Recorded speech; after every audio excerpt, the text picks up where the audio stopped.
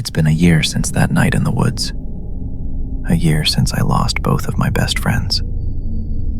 They were never found.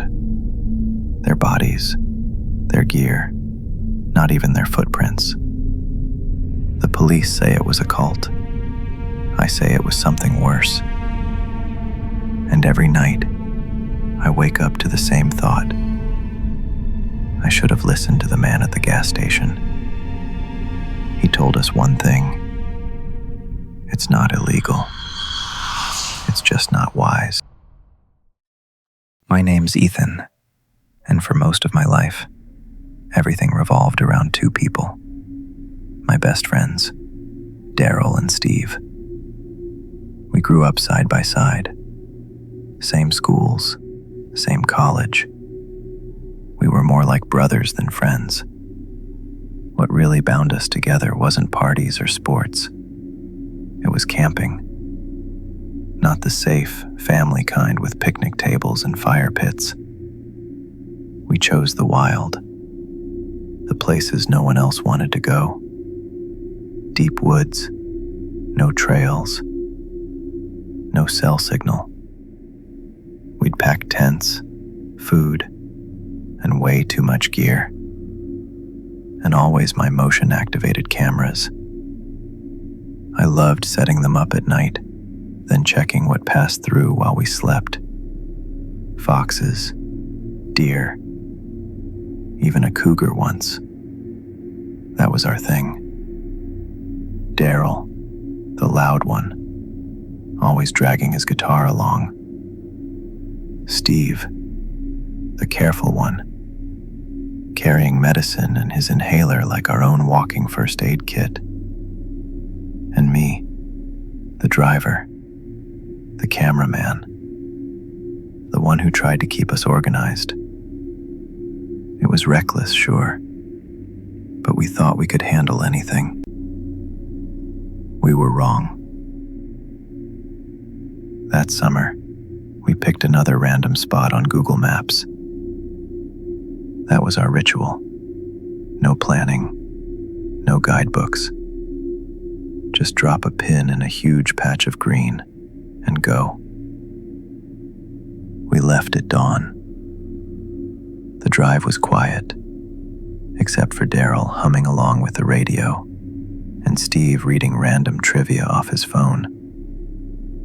By the time we pulled into the gas station at the edge of the forest, the sun was high, the air already heavy with heat.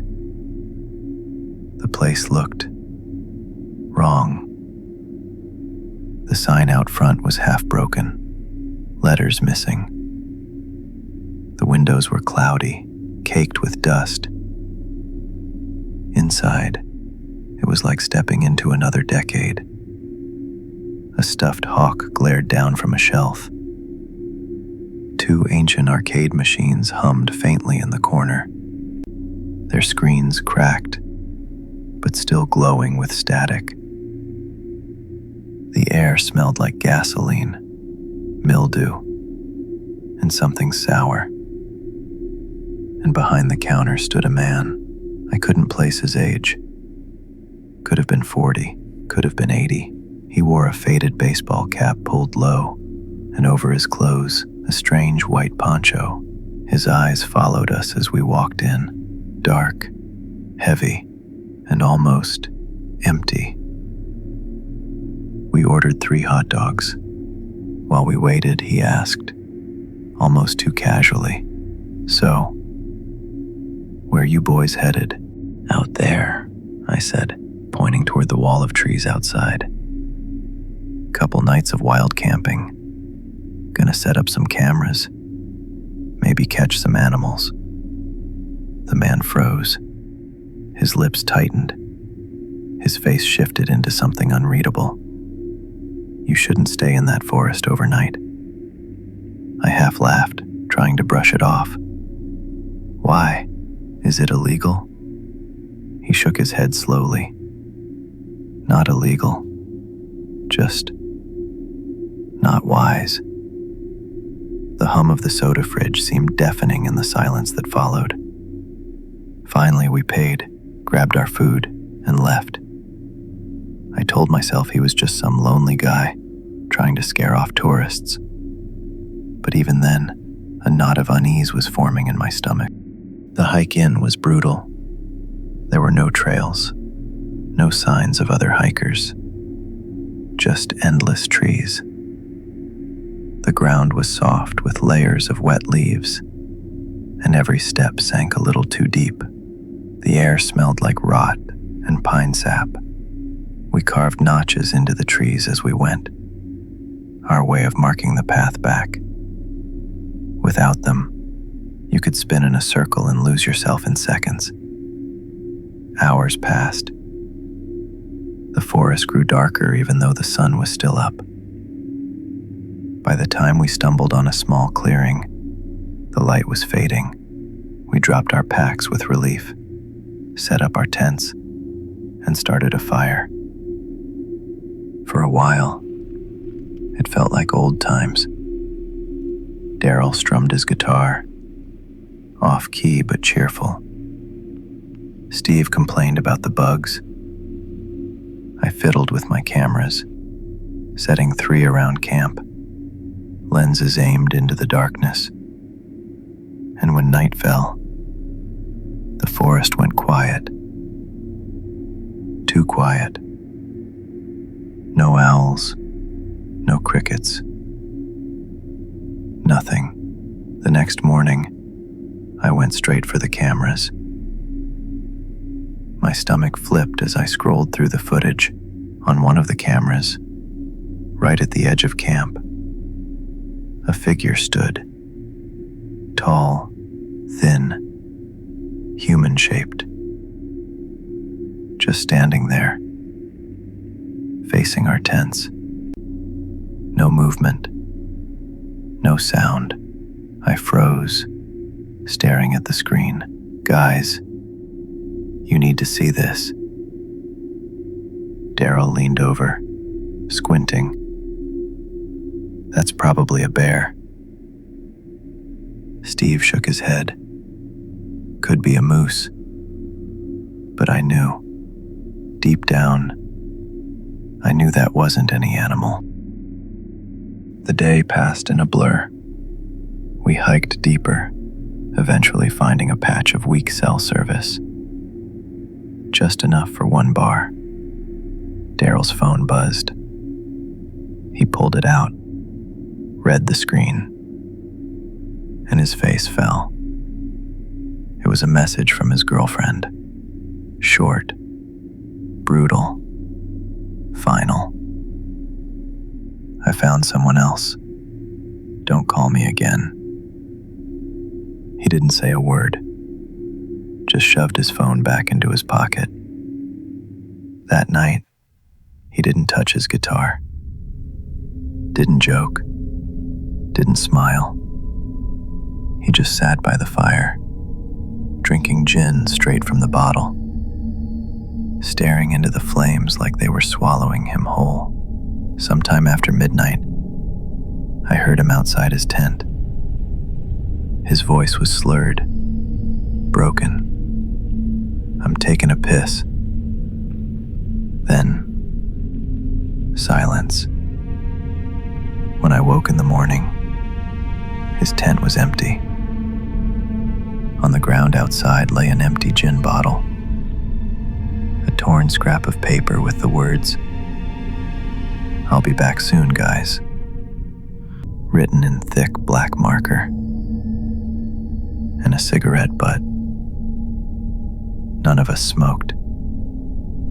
I grabbed the footage from the camera near his tent.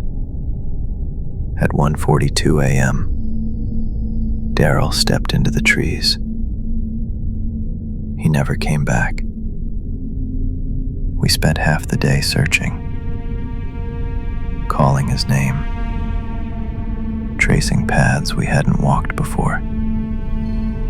Finally, we reached the weak signal clearing again. I texted him, "Where are you?" Seconds later, I heard it. His ringtone. It came from the bushes. Steve rushed forward, pushing through the leaves. There, half buried in dirt, lay Daryl's phone, covered in mud. The screen cracked. Next to it, a small, bloody bird. Something wanted us to find this. That night, sleep wouldn't come. Every sound made my skin crawl. At dawn, I checked the cameras again. One was missing. Another showed nothing but foxes and deer. But the third, I'll never erase it from my mind. At 2:40 a.m., two figures appeared. Tall, dressed in loose gray clothing. Faces hidden, movements slow. Between them, struggling, kicking, was Steve. They dragged him out of frame, like he was nothing. My heart stopped. Panic set in. I threw what little I could into a pack: phone, wallet, snacks, knife, and ran toward the clearing with cell service. But as I moved, I noticed something. All the notches we'd carved into trees, our lifeline, they'd been scratched out. Deep gouges, like someone wanted to erase every trace of us. The 3-hour hike took 5. By the time I reached the clearing, the sky was bruised purple with dusk. On the ground, Steve's inhaler and another dead bird. My hands shook as I dialed 911. The line clicked. 911, what's your emergency? My friends, they're gone. Something took them. I'm in the woods near. The call dropped. Battery dead. And then I heard them. Footsteps. Fast. Crunching through leaves. I turned. 2 figures. Gray clothing. Watching me from 200 yards away. One of them shouted, "Get him!" I ran. Branches whipped across my face. I tripped, fell, scrambled up again. Their footsteps thundered behind me. I ran until my lungs burned, until my legs gave out. I crawled under an overhang of dirt, clutching my chest, praying they hadn't seen me. The woods were silent again. Then, faint, in the distance, I heard it. Cars. The road. I stumbled forward, half running, half falling. Branches tore at my clothes, my shoes filled with mud. Finally, I broke through the tree line and collapsed into the gas station parking lot. Inside, a young woman froze when she saw me. I must have looked insane. Muddy, torn clothes, bleeding hands, eyes wide with panic. "Call the cops," I gasped. Within minutes, there were sirens, flashing lights, paramedics, officers, voices all around me. I led them back into the forest. But when we reached the camp, it was gone. No tents, no bags, not even the fire pit. The only thing left was one broken camera, half buried in leaves. When I opened it, my blood ran cold. The memory card was missing. The investigation stretched on for months. They discovered what I already knew. A cult had been living in those woods. They'd been there for years, people had gone missing before.